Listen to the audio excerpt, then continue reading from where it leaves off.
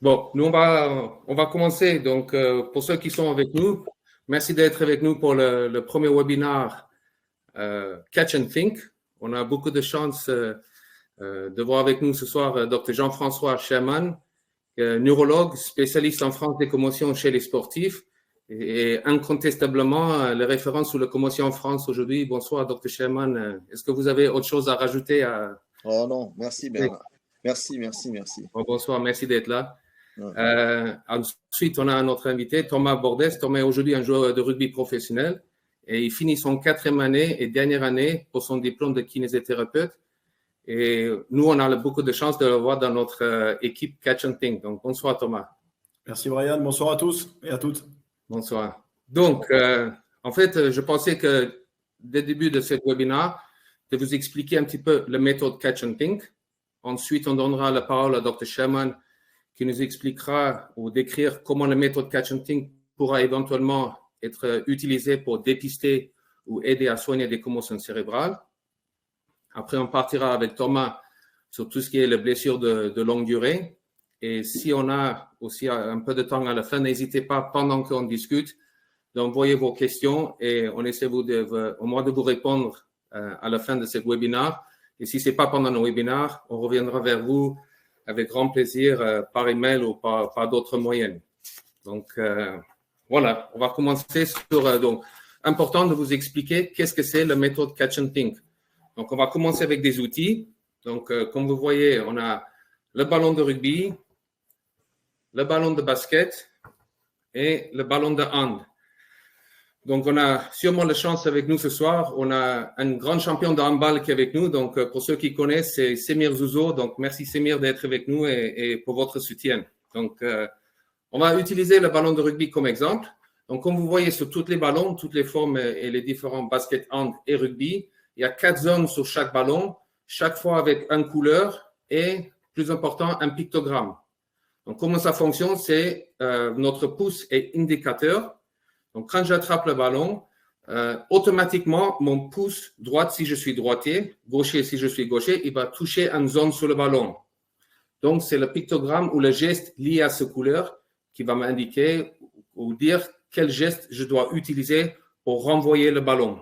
Donc, c'est tout simple. On a, bon, bien sûr, les gestes de rugby et d'autres gestes sur les ballons ronds. Mais en gros, c'est ça. C'est que chaque fois que j'attrape, mon pouce droite ou gauche va m'indiquer quel geste je dois utiliser pour renvoyer le ballon.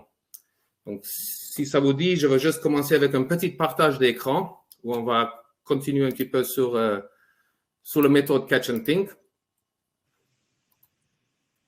Donc, dites-moi si vous arrivez à voir la petite présentation. Donc, vous voyez qu'on a aussi un ballon de foot, OK? Donc, on a catch, donc c'est un peu le côté anglo-saxon, catch ou attraper, donc le côté physique, et think, qui est plutôt réfléchir, et c'est le côté mental. Donc, c'est vraiment un lien entre le physique et le mental. Et donc, ça nous permet d'avoir une rééducation simultanée, cognitive et physique. C'est vraiment là où les deux se lient.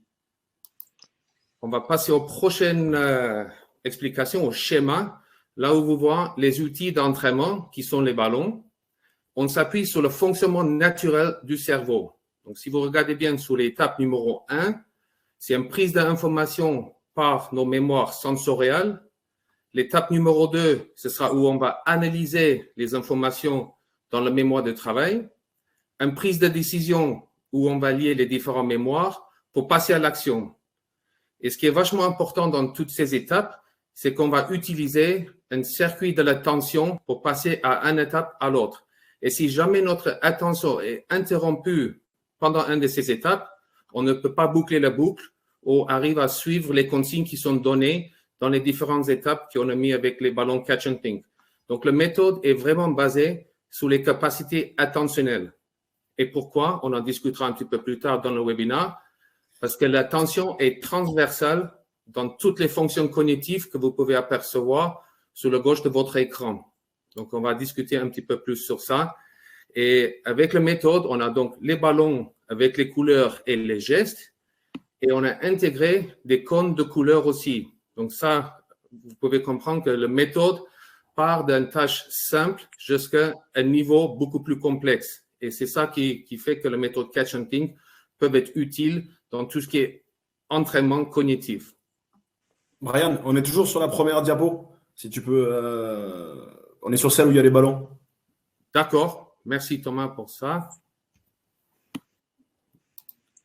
Est-ce que là, c'est mieux? Oui. Oui. Donc, je vais rester ici parce que peut-être, comme je viens d'expliquer, merci Thomas de m'avoir aidé. Comme je dis, c'est le premier webinaire. Donc, j'aurais besoin un peu votre patience avec moi et le côté technologique. Donc, là, ce sera peut-être mieux parce que vous pouvez visualiser. C'est la première étape, comme je disais, c'est une prise d'information par la mémoire sensorielle, analyse de l'information, une prise de décision et on finit par l'action. Comme là, vous pouvez voir qu'on a un circuit de l'attention qui nous amène à être capable de boucler la boucle, si on peut dire comme ça. Les capacités attentionnelles qu'on puisse donc travailler parce que c'est transversal dans toutes les fonctions cognitives qu'on puisse voir sur la gauche de votre écran.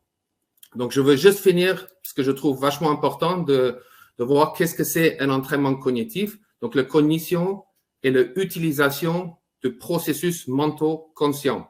Donc, en gros, en règle générale, quand on parle d'un stimuli plus une action qui est moins de 0,5 secondes, on parle plutôt de la réactivité. Donc, c'est une façon de penser qui est le bas vers le haut, qui est plutôt la réactivité, une sorte de mécanisme de survie qu'on a. Nos cerveaux, ils fonctionnent comme ça. Et donc, ça, c'est souvent aussi quand on réagit rapidement à une couleur ou à une lumière, certaines fois dans certains entraînements qui sont utilisés.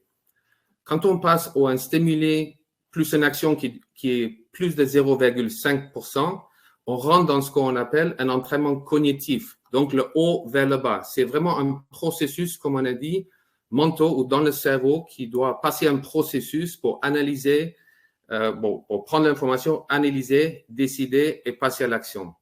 Et c'est pour ça que dans la méthode Catch and Think, on essaie d'intégrer toutes ces fonctions et le but est donc d'améliorer certaines fonctions cognitives, ce que je trouve vachement intéressant. Donc, je vais revenir un petit peu vers vous. Je vais citer juste les différentes fonctions cognitives qui sont intégrées. C'est d'améliorer la mémoire, l'attention, la perception, le raisonnement, la planification, le jugement, aussi des différentes formes d'attention qui sont sélectives, soutenues, alternées ou même divisées. Donc, toutes ces choses-là, par les différents niveaux qu'on applique dans notre méthode Catch and Think, sont intégrées et peuvent être entraînées.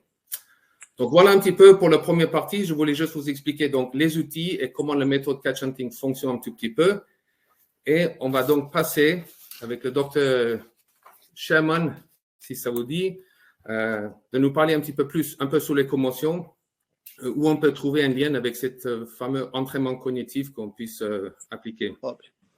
Donc, pourrez-vous nous dire, docteur, juste un petit peu plus sur les commotions actuellement, en général, aujourd'hui où on est, peut-être certaines statistiques ou comment ça avance dans les recherches d'aider des athlètes pour un retour au jeu après une commotion. Est-ce que vous m'entendez là?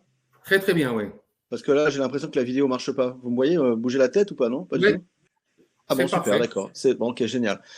Alors, moi, en fait, j'ai plutôt envie de parler de Catch and Think parce que quand tu m'as expliqué le process, j'ai trouvé ça particulièrement intéressant pour plusieurs raisons. Mais la raison principale, c'était que je trouvais que c'était intéressant parce que ça mêle à la fois une rééducation physique et une rééducation cognitive.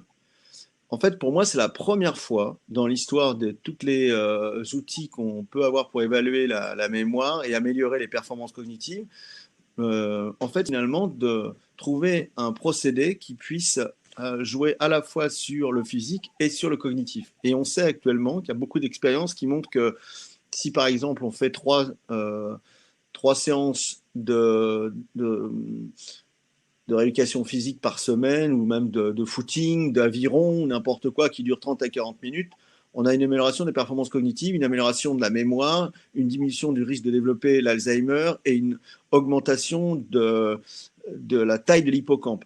Donc, c'est très important d'avoir des séances de physique régulièrement, au moins 30-40 minutes, 2 à 3 fois par semaine. Et donc, le Catch and Think, en fait, en plus de ça, c'est pas uniquement un travail qui est en fait basique, qui est répétitif. C'est un travail qui marche par étapes, un peu comme quand on voit le protocole commotion où on demande aux joueurs finalement aux sportifs de reprendre une activité physique par palier. Eh bien là, c'est pareil. Non seulement on fait une activité physique par palier, mais on fait aussi une activité cognitive par palier, avec des paliers sur le plan physique et sur le plan cognitif qui sont de plus en plus complexes.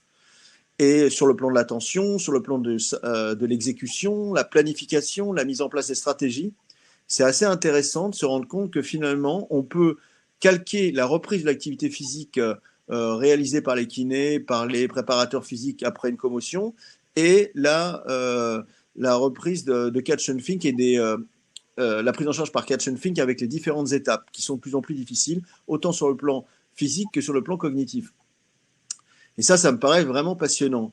Je pense que les gens savent bien que j'ai beaucoup travaillé avec NeuroTracker et que justement mes patients, je les évalue toujours avec le NeuroTracker, qui est une technique particulièrement intéressante parce que jusque-là, il n'y avait aucun test neuropsychologique qui pouvait permettre d'évaluer la mémoire en mouvement, la mémoire du multitâche et en relief.